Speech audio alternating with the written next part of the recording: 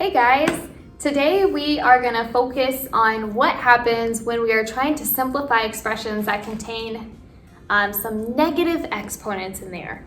So what we're going to do are these 3 steps. It's the same exact thing that we would have done when we were doing product rule part 2 and quotient rule part 2. First, we're going to simplify the coefficients by either multiplying or dividing, whichever symbol we see. Second, we are going to find the like variables. And the third step, we are going to combine those like variables. Now we're either going to combine them using the product rule or combine them using the quotient rule. So please remember, anytime we are multiplying variables, we're going to add the exponents. Anytime we are dividing variables, we are going to subtract those exponents. Okay, so keep that in mind when we're going to go through these example problems. For my first example, I have 3x squared y to the negative first times 2x to the negative fifth y to the sixth power. Step number 1, I'm going to simplify the coefficients. So I have 3 times 2. I just pull them out. I look at what operation symbol I have. It's multiplication. 3 times 2 gives me 6. That's going to be a part of my answer later. So I circled it. Next, find the like variables. X and x are like variables because they are both an x. Y and y are like variables because they're both a y. Cool. Done with step number 2. Step number 3. I need to combine the like variables. So I'm going to write them out just like I did my coefficients. Let's start with x. X squared times, because I'm given times, x to the negative fifth. I know that when I multiply variables, I'm going to add their exponents. So it's going to give me x to the 2 plus negative 5. Make sure you have that negative in there on that 5. 2 plus negative 5. We need to review adding and subtracting integers. Make sure you watch my videos on adding and subtracting integers. 2 plus negative 5, I noticed that, let's say if I was $5 in debt and I paid that person back $2, I am now only $3 in debt. So x to the negative third. Circle that because I want that later. It's one of my final pieces. And then I'm left with my y to the negative first times y to the sixth. Gives me y to the negative 1 plus 6. If I'm negative 1 plus 6 gives me y to the fifth. So now I have all 3 pieces of my answer. I have a 6, x to the negative third, and y to the fifth. So as of right now, my answer would look like this.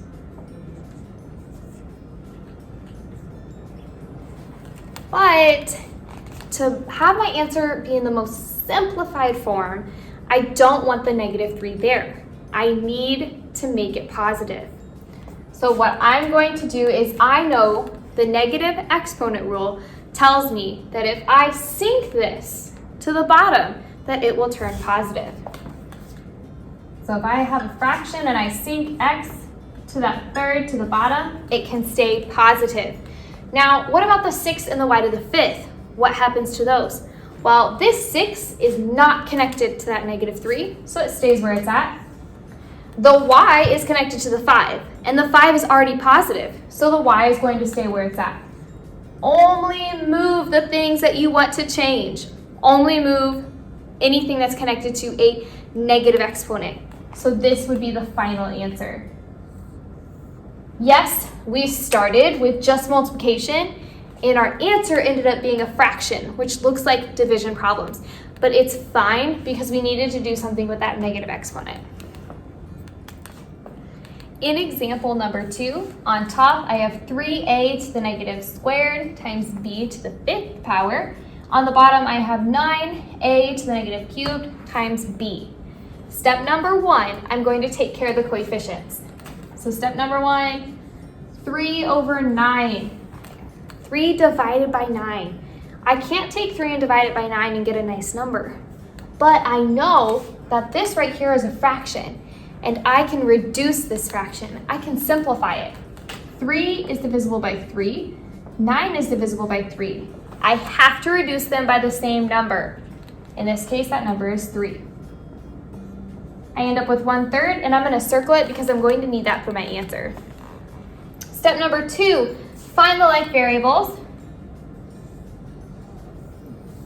Those are alike. My b's are alike. Step number 3, I'm going to combine these like variables. So I know if I have a to the negative squared divided by a to the negative cubed, I'm going to subtract the exponents.